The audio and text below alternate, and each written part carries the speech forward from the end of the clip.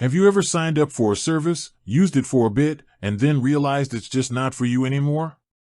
Maybe your needs changed, or you found a better alternative. And then comes the inevitable question, how do I actually leave? Specifically, how do you delete your profile on Neon?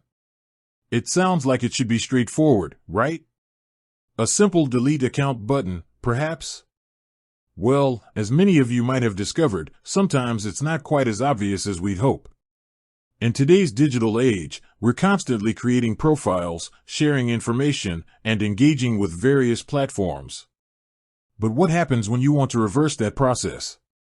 When you want to reclaim your digital footprint and remove yourself from a service you no longer use?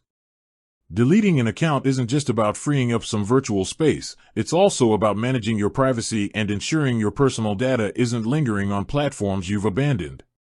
Perhaps you're concerned about data breaches, or maybe you just prefer a cleaner, more minimalist online presence.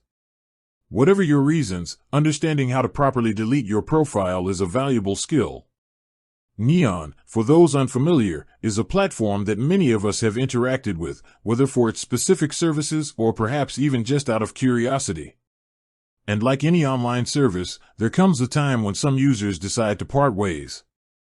But unlike simply logging out, deleting your profile on Neon involves a few specific steps that, if missed, can leave your account active and your data potentially still associated with the platform. This isn't about shaming Neon or any other service, it's simply about empowering you, the user, with the knowledge to manage your own online life effectively. So, let's dive into the nitty-gritty of how to delete your Neon profile. Now, it's important to note that platforms sometimes update their interfaces and processes, so while these steps are current as of my last update, there's always a chance for minor variations.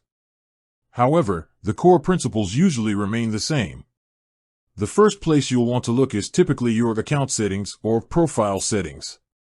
You'll usually find this by clicking on your profile picture or a small gear icon, often located in the top right corner of the screen after you've logged in.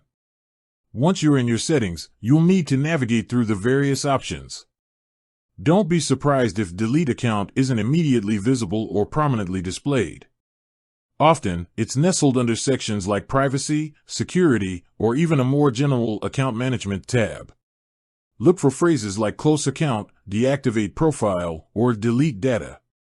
Sometimes, companies offer deactivation as a temporary measure, allowing you to reactivate later.